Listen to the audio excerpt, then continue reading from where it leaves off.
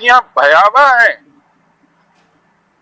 सतह पर कुछ चीजें साफ होती दिख रही हैं, स्थितियां इससे भी बुरी हो सकती थीं अगर वहां प्रशासन में किसी तरह की कमर कसी हुई न दिखती।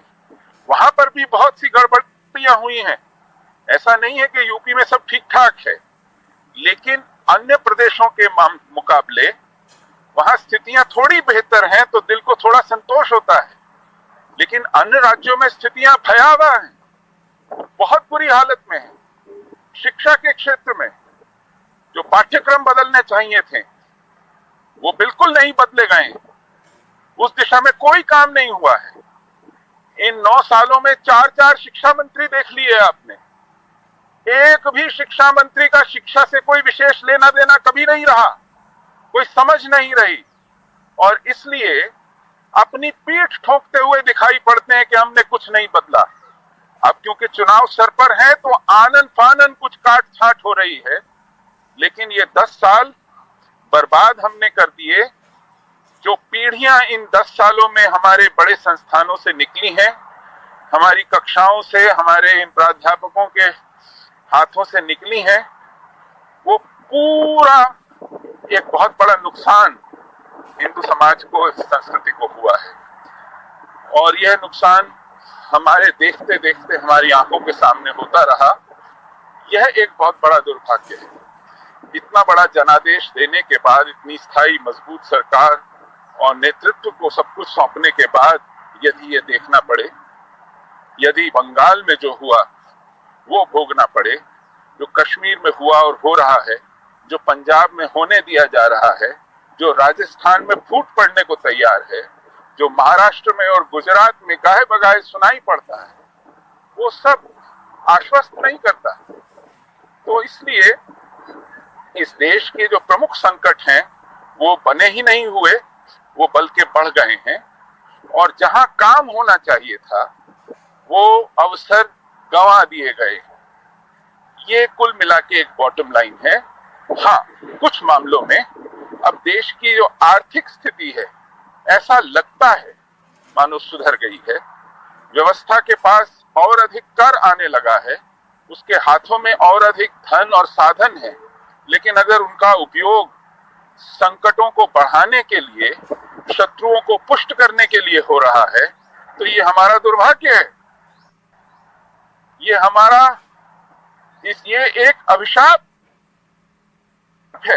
सरकार ने अपने लिए कोई विशेष सहानुभूति नहीं जुटा पाएगी, क्योंकि वो हमारी ही जड़ों पर कुल्हाड़ी चलाने वाला काम कर रही है। जब नई व्यवस्था में नए सिरे से वह शत्रु पुष्ट हो रहा है, सुरक्षा व्यवस्था में, प्रशासनिक व्यवस्था में, शैक्षणिक संस्थानों में, तो हम क्या करें? ऐसे और बहुत से विषय हैं। जैसा कि मैंने कहा, इसका एक विस्तृत आकलन करने की आवश्यकता है और समय आने पर वो होगा भी, होना भी चाहिए। एकम सनातन पार्टी को एक क्रिटिक, एक समालोचना, एक समीक्षा इन 10 वर्षों में गंवाए गए अवसरों की और किए गए आघातों की करनी पड़ेगी। ये हमारा एक, जिसे कह सकते हैं, आरोप पत्र, एक चार्जशीट इस सरकार पर तैयार होनी चाहिए और इस सरकार को कटघरे में खड़ा करना चाहिए। उनसे जवाब मांगने चाहिए कि आपने ये द्रोह अपने ही समर्थकों के साथ, अपनी ही कंस्टिट्यूएंसी के साथ, अपने ही इस देश के समुदाय के साथ क्यों किया? यह एक आरोप पत्र, यह एक अभियोग पत्र सनातन पार्टी को जल्द ही बनाना चाहिए और उसमें एक बेलाग समीक्षा, एक बेलाग आलोचना इन 10 सालों में गंवाए गए अवसरों की और हम पर किए गए आघातों की सूची बनाकर विस्तृत रूप से करनी चाहिए। इस प्रश्न के लिए धन्यवाद। सुशील जी, एक मुझे ऐसे लगता है कि हम लोगों को हिंदुत्व के मुद्दों पर, कि हम प्रखर राष्ट्रभक्त और कट्टर हिंदुत्व का पर ज्यादा से ज्यादा अच्छे से आगे जा सकते हैं, राष्ट्र बनाने के लिए मुद्दे रख सकते हैं। दोषी साबित करना अपने आप में पर्याप्त नहीं है, इसका हल निकालना आवश्यक है। आज हमारे मतदाता अगर किसी विशेष कसौटी पर अपना मत नहीं देते, किसी की चेहरा देख के खुश हो जाते हैं, किसी के जुमले सुन के खुश हो जाते हैं, लच्छेदार भाषण, नारा, पोस्टर या सरनेम, परिवार, तो फिर वो अपना नुकसान करते हैं, ये उन्हें कौन बताएगा? और उनका क्या नुकसान हो रहा है, पीढ़ियों का क्या हश्र हो रहा है, ये उन्हें कौन समझाएगा? ये काम करना भी आवश्यक है। मैं ये नहीं कह रहा कि अच्छा भाषण देना आवश्यक नहीं है, अच्छा नारा होना आवश्यक नहीं है, लेकिन एक सजग मतदाता होना बहुत आवश्यक है। वरना जिस दिन आपसे अच्छा भाषण देने वाला आ जाएगा, वो उस ओर मुड़ जाएगा। आपसे अच्छा नारा लगाने वाला आ जाएगा, उसका उस दिन मुंह उस तरफ फिर जाएगा। तो हमें मत का परिष्कार करना है, और मत का संचय परिष्कार की इस प्रक्रिया से होकर निकलना है। और वो परिष्कार होगा तो हिंदू को अपने कष्ट, अपनी चुनौतियां, अपने संकट का भान होगा, और उसको फिर ये भी एक आधार मिलेगा अपनी इस लोकतांत्रिक प्रक्रिया में निर्णय को करने का। वो आधार बनाना बहुत आवश्यक है। वो आधार बनाने का काम एकम सनातन भारत करे। ये जो शॉर्टकट टू पावर 1972 में जो जनसंघ ने कहा कि हम यहाँ विचारधारा या सिद्धांत पखारने आए हैं या सत्ता प्राप्ति के लिए पैदा हुए हैं, ये जो द्वंद्व नेताओं को सताने लगता है, मिडिल एज क्राइसिस, कि सत्ता में नहीं आए तो फिर क्या किया, और फिर इसके लिए कुछ भी किया, जनसंघ को ही विघटित कर दिया जनता पार्टी बनाकर। और फिर जब जनता पार्टी से भारतीय जनता पार्टी बनाई तो अपने पूर्वजों को ही विघटित कर दिया। मैं साक्षी हूं, दिसंबर 1980 में जो पहला राष्ट्रीय अधिवेशन भारतीय जनता पार्टी का हुआ, जिसमें अटल बिहारी वाजपेयी जी अध्यक्ष चुने गए, उस मंच पर पीछे केवल 2 बड़े चित्र थे, केवल 2, जिसको बैकग्राउंड में आप एक बैकग्राउंड कहते हैं। वो जो बड़ा सा मंच था, उस पर जो बैकग्राउंड पोस्टर था या एक बड़ा आवाहन के लिए जो चित्र थे, उसमें केवल 2 चित्र थे, महात्मा गांधी और लोकनायक जयप्रकाश नारायण। तब श्यामा प्रसाद मुखर्जी नहीं थे, पंडित दीनदयाल उपाध्याय नहीं थे। और अपने पहले अध्यक्षीय भाषण में अटल बिहारी वाजपेयी ने कहा, ये वो जनसंघ नहीं है, विघटित हो गई 77 में जनसंघ जो है जनता पार्टी में विलीन हो गई, ये एक नई पार्टी। जनसंघ से कोई लेना, पार्टी के कार्यालयों से, अधिवेशनों से जब आप अपने पूर्वज बदल लें, वो कहते हैं ना आजकल जुमला चल रहा है, इन्होंने पूर्वज नहीं बदले, अपनी पूजा पद्धति बदली है। इस पार्टी ने तो अपने पूर्वज बदल दिए थे पहले राष्ट्रीय अधिवेशन में, जो कोई कर नहीं सकता, जो इम्पॉसिबल है। लेकिन यदि आप उनसे नाता तोड़ लेते हैं, पिंड छुड़ा लेते हैं, उन्हें मान्यता ही नहीं देते हैं, तो फिर वो तो बदलने जैसा ही हुआ ना। और अपनी पंच निष्ठाओं में उन्होंने सकारात्मक पंथ निरपेक्षता, पॉजिटिव सेक्युलरिज्म धारणा रखी। उन्होंने गांधीवादी समाजवाद की अवधारणा रखी। राजमाता सिंधिया ने चुटकी लेते हुए पूछा अटल जी से, भाई हमें भी बताइए ये किस चिड़िया का नाम है? गांधी ने तो कभी समाजवाद की पैरवी नहीं की, ये गांधीवादी समाजवाद क्या होता है? लेकिन ये हुआ क्योंकि आप राजनीति को, दल को सत्ता की सीढ़ी बनाने में लगे हुए थे, किसी बड़े ध्येय के लिए एक उपक्रम या साधन बनाने में नहीं। तो उसका नतीजा आज है, हम अपने भ्रम पाले रहे, हम उन्हें स्वयंसेवक समझे रहे, हम उन्हें डॉक्टर हेडगेवार के यज्ञ में आहुति देने वाले यज्ञकर्ता समझे रहे। ये हमारी भूल है,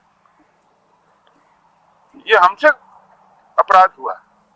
उन्होंने तो साफ साफ कहा हमको तब, और उसके बाद भी बताते रहे अपने नीतियों से। अब देखिए 90 के दशक में जब ये ट्विटर स्पेस पे बात चर्चा शुरू हुई थी, अल्पसंख्यक विषय के ऊपर बात है। मुझे याद है जब अल्पसंख्यक आयोग के ऊपर चर्चा हुई, राम मंदिर आंदोलन सर चढ़ के बोल रहा था, भाजपा को अपनी जड़ें याद आ गई थी, तब उन्होंने इस पर अपना पैतरा बदला। इन्होंने कहा कि जब देश में मानवाधिकार आयोग है, ह्यूमन राइट्स कमीशन है, तो अल्पसंख्यक आयोग की क्या आवश्यकता है? सारे देश के निवासियों के मानवाधिकार आयोग उनकी रक्षा करेगा, उन पर नजर रखेगा, निगरानी करेगा। ये तब के नेतृत्व की, क्योंकि 90 का दशक राम मंदिर आंदोलन का दशक था, हिंदुत्व का दशक था, माननीय अशोक सिंघल के पुरुषार्थ की जो फसल थी उसको काटने का दशक था। तब ये प्रश्न पूछे गए। ऐसा कपट, ऐसा राजनीति करने वालों से आप क्या अपेक्षा करेंगे? फिर जो मौलाना आजाद स्कॉलरशिप में 5-5 करोड़ स्कॉलरशिप बांटते हैं, सबका प्रयास, सबका तृप्तिकरण, उसके तहत कोचिंग के लिए केवल एक समुदाय को, ग्रेजुएट के बाद शगुन के लिए केवल एक बालिका को। चुनाव लड़ते वक्त तो कहते थे कि मैंने प्रदेश के अल्पसंख्यकों के लिए कुछ नहीं किया, क्योंकि मैंने प्रदेश के बहुसंख्यकों के लिए भी कुछ नहीं किया, मैंने केवल अपने 5.5 करोड़ गुजरातियों के लिए किया। ये सुन के लोगों ने वोट दिया था। उसके बाद आपने क्या किया? तो ये द्रोह है। पिंक रेवोल्यूशन की बात किसने की?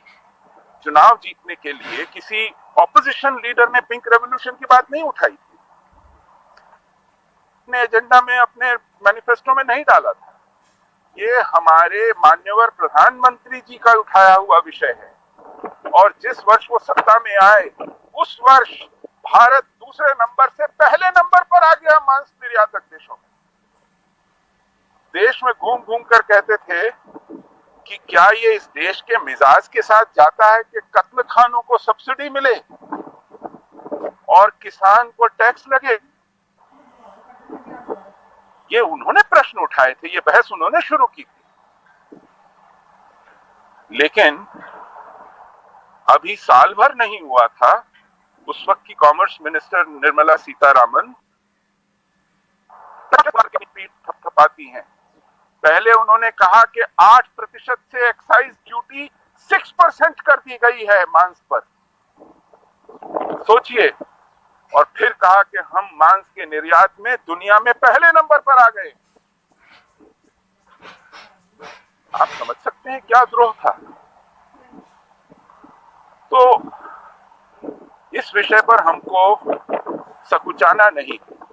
अगर हम सत्य के साथ खड़े हैं, पूरी प्राण निष्ठा के साथ खड़े, तो फिर सत्य के साथ खड़े होने की कीमत चुकानी पड़ेगी।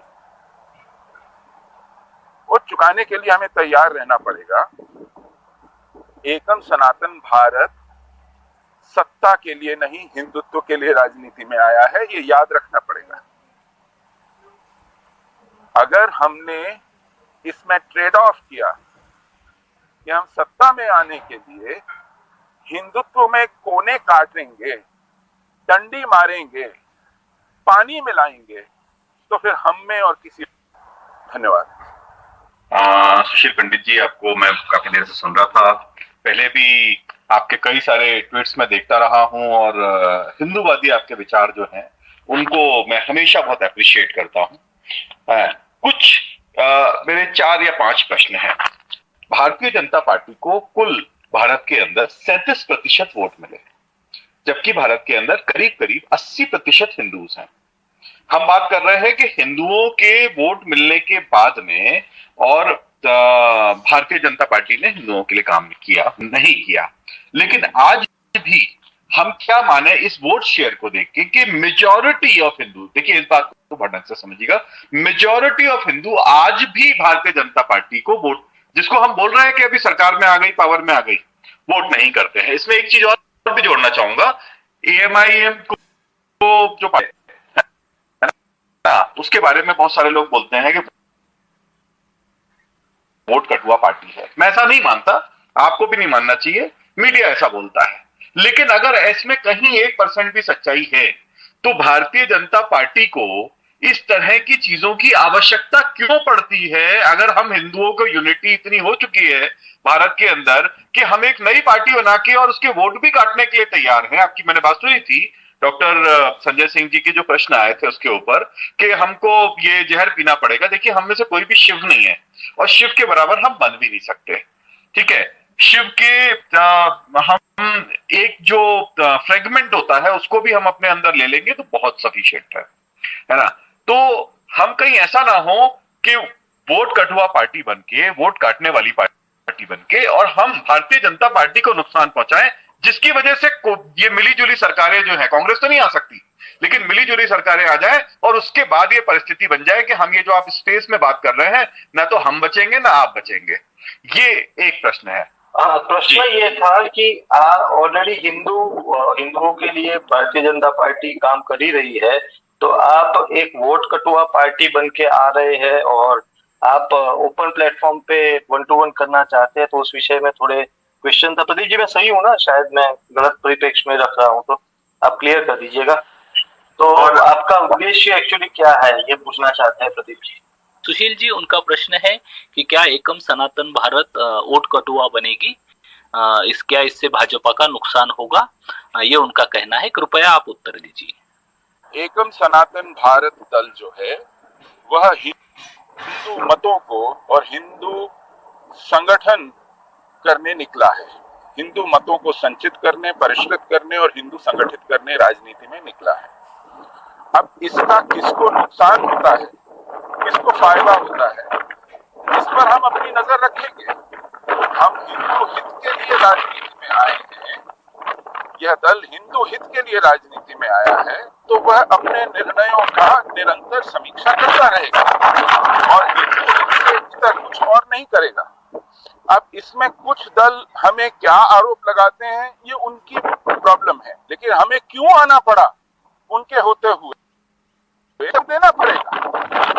हमारे जो कारण हैं उनके होते हुए भी अगर वो हिंदुओं का ठेकेदार समझते हैं खुद को राजनीति में, तो कार्यों, उनके नीतियों, उनके निर्णयों के कारण हम आज विवश हुए, इन आशंकाओं और संकटों के कारण विवश हुए, तो उसके लिए वो जवाबदेह हैं। उन्हें सोचना चाहिए था कि वो हिंदुओं को अपनी जेब में पड़ा समझकर हिंदुओं की उपेक्षा करें और हिंदू शत्रुओं के साथ अपने संबंध बनाएं, अपना आधार बनाएं हिंदू हितों की कीमत पर। तो ये उन्हें सोचना चाहिए था कि इसकी प्रतिक्रिया में हिंदू रिएक्शन होगा, हिंदू प्रतिक्रिया होगी और हिंदू मत बिखरेगा। इसके लिए वो स्वयं जिम्मेदार है। और यदि हमारी इस पहल से उनका हिंदू द्रोह कम होता है, वो हिंदू विरोधी नीतियों से बाज आते हैं, तो इसे मैं एकम सनातन दल की सफलता मानूंगा। हमारा हित, हमारा मत, चुनाव जीतना तो हो, लेकिन वह जीतना जो है केवल एक माध्यम है। अंततोगत्वा हम हिंदू हित और हिंदू हित के लिए राजनीति में जो भी कुछ करना पड़ेगा हम करेंगे। चुनाव लड़ना पड़ेगा, चुनाव जीतना पड़ेगा, किसी को चुनाव हराना पड़ेगा, 10 जगह से चुनाव जीतकर 50 जगह हराना पड़ेगा, तो कुछ कीमत चुकानी पड़ेगी। आप ये कहें कि साहब दोष, ये जो रोग है, रोग का उपचार करने के लिए आपकी शरीर से कुछ खून लेना पड़ेगा। आप कहें नहीं साहब, फिर तो खून की हमारा व्यर्थ चला जाएगा। लेकिन उपचार के लिए तो वो लेना पड़ेगा ना भाई, किसी और का खून लेकर के टेस्ट नहीं कर सकते ना आपके उपचार के लिए। तो वो लगेगा। अब लगेगा तो लगेगा, क्या किया जाए, उपचार तो आवश्यक है ना, बीमारी से मर नहीं सकते, तो उपचार के लिए जो कीमत चुकानी पड़े वो चुकाना आवश्यक है हिंदू हित के लिए। माननीय सुशील पंडित जी ने एकम सनातन भारत दल के मंच पर अपना दुख व्यक्त करते हुए कहा कि भाजपा की नरेंद्र मोदी सरकार अपनी तुष्टीकरण नीति के चलते आज धरातल पर स्थितियां बड़ी भयावह हो चुकी है हिंदुओं के लिए। दोस्तों, चाहे बंगाल हो या केरल हो, उत्तराखंड हो या पंजाब हो या अन्य स्टेट हो, जहां पर हिंदुओं की स्थिति बड़ी भयावह हो गई है दोस्तों, वहां न तो हिंदू अपने त्योहार बना सकते हैं, न ही अपनी धार्मिक रैलियां निकाल सकते हैं। अगर रैलियां निकाले तो उन पर पत्थरबाजी हो रही है, कहीं पर उनकी ही हिंदुओं की गिरफ्तारी हो रही है। दोस्तों, स्थिति अब बड़ी विकट है और भाजपा की नरेंद्र मोदी सरकार कह रही है कि ये भारत का अमृत काल है। दोस्तों, जहां हिंदुओं पर पत्थरबाजी हो रही है, हिंदू अपने मोहल्ले में अपनी धार्मिक यात्राएं नहीं निकाल सकता है और भाजपा कह रही है कि ये अमृत काल है। दोस्तों, ये भाजपा की दोहरी नीति है। दोस्तों, हमारी शिक्षा पद्धति जिसमें आक्रांताओं का महिमा मंडन किया गया है, उसे बदलने पर भी मोदी सरकार ने इन 9 से 10 सालों में कुछ भी काम नहीं किया है दोस्तों, तुष्टीकरण के चलते।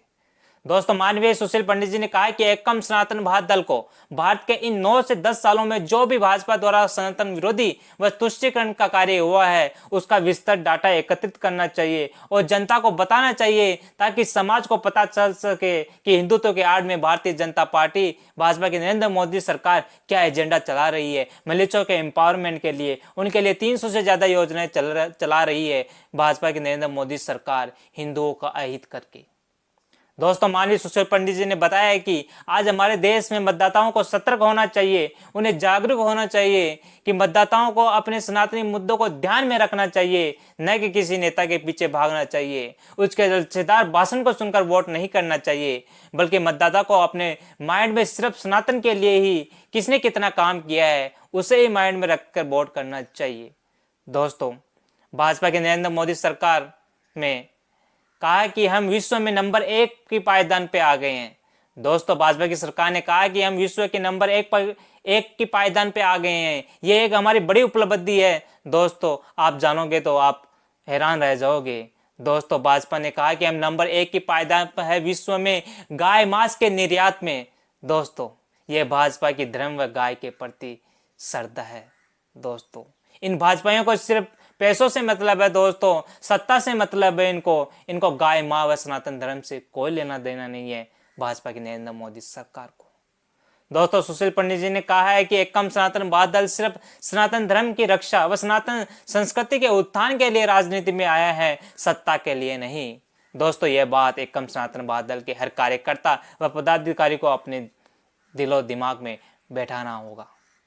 दोस्तों, माननीय सुशील पंडित जी ने कहा कि एकम सनातन भारत पार्टी कोई वोट कटुआ पार्टी नहीं है, बल्कि एकम सनातन भारत पार्टी हर हिंदुओं के वोट को एकत्रित व संगठित करने वाली पार्टी है और एकम का यह मानना है कि हर सनातनी का वोट सिर्फ सनातनी मुद्दों को ध्यान में रखते हुए ही पड़ना चाहिए, न कि विशेष व्यक्ति या जाति विशेष को।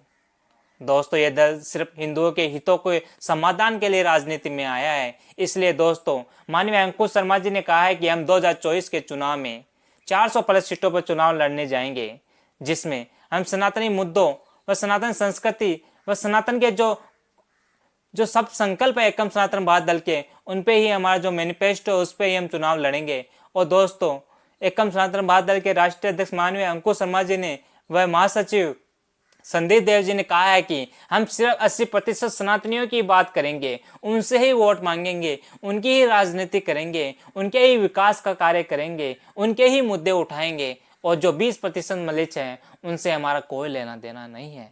दोस्तों, हम भाजपा की तरह सबका विकास, सबका साथ, सबका विकास ऐसा कार्य नहीं करेंगे। दोस्तों, एकम सनातन भारत पार्टी का एक ही नारा है कि सनातन का साथ, सिर्फ सनातन का ही विकास। दोस्तों, इसी सिद्धांत पे एकम सनातन भारत पार्टी आगे बढ़ेगी 2024 के चुनाव में और मजबूती से चुनाव लड़ेगी, जिससे ज्यादा से ज्यादा संख्या में संसद में एकम सनातन भारत दल के सनातनी योद्धाओं को संसद में पहुंचाया जा सके, ताकि सनातन की आवाज को बुलंद किया जा सके, सनातन की आवाज को उठाया जा सके, सनातन विरोधियों को जेल भेजा जा सके, उनका मुकाबला बड़ी मजबूती से राजनीतिक रूप से किया जा सके।